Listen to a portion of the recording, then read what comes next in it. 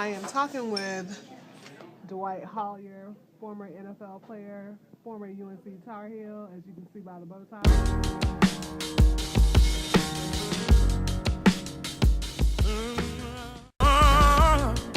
Y'all know that happiness ain't for free. I'm heading down the wrong way.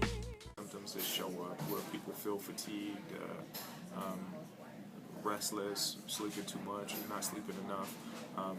There's a lot of different things, but I think overall, it's one of the things you want to look at is when for a period of time people aren't themselves. Well, I think when you get to a point where that down period of time or that not feeling quite right lasts for a long period of time, and you're having trouble identifying the source. When other people start to notice and mention it to you, I think would be a good time to start seeking help.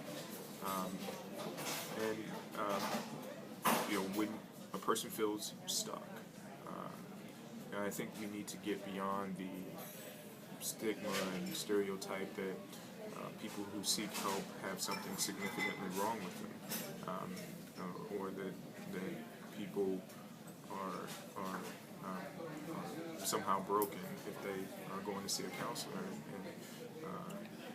And the reality is that a lot of us need help, and counselors can help us to get back to a more normal level of function.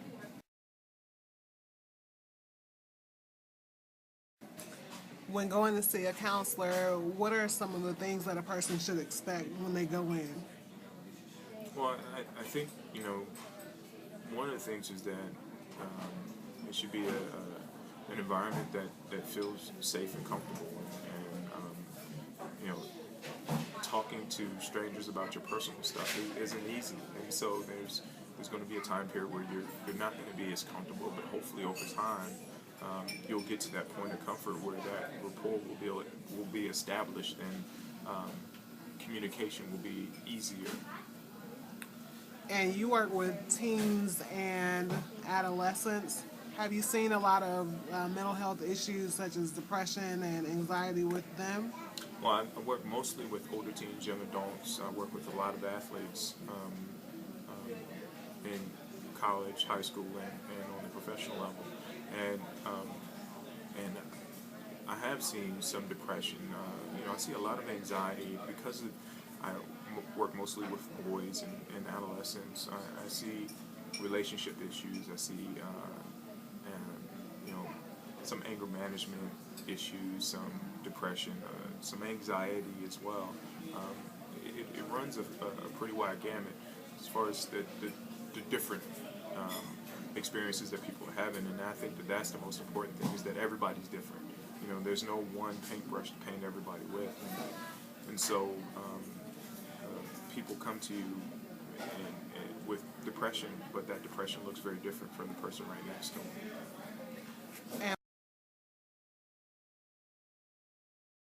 And what are some of the tools that you give them to help alleviate some of the stressors or the mental health issues that they're experiencing? Well, I think one important and easy thing, and not necessarily easy but quick, is to start reconnecting with things that are comfortable and familiar. If you've started to isolate, open yourself back up to communicating with people who are important to you. Find activities and environments that are suitable for you, that help bring back out the usual feeling that you had before you got into this depressive mode. So I think connections are very, very important when it comes to being down and being depressed. So depression is actually something someone can come out of and not just deal with for life. I think that people who are depressed sometimes can struggle for a long time, but there are situations and instances where people do come out of depression and do well, and never go back. But again, everybody's different, so everybody's going to experience it in a different way. And as far as how long a person is depressed and gets over it, and whether or not they go back into it, we're all so different. We all have such different things that we deal with every day, and so it's hard to tell how long, for what period of time, when it might reoccur. So it's important to be vigilant for yourself as far as dealing with depression. So depression is manageable. Is it a manageable type of ailment? Absolutely. Depression is manageable. Counseling certainly helps, and associating with your environment. Your environment plays a big role. And in some instances, people may need medication to help improve their mood or get them back to a more manageable level of functioning. But I think, of course, if we're looking at medication or talking about medication, then your physician is going to have to make that decision to help you to make that decision. Overall, what would you say are some tools that people can use without, I guess, a therapist to manage just feelings of the blues, or, some people don't have the highs and lows or the really lows that come with depression. They just have, periods where they feel a little blue or moody. What are some tools they can use to come out of those periods? Well, again, there's no one tool that works for all. But I'll go back to the social aspect of depression. A lot of times when we get depressed or when we get a little blue, we start to isolate, we start to close ourselves off to people who are important to us. And I think connecting with those people or having someone that you can turn to, I think, is important.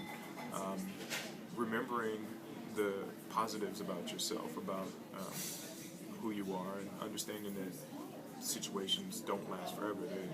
Or down situations are just that. They're a particular situation that will improve. This is Dwight Hollier. I just had a conversation with your boyfriend's best girlfriend.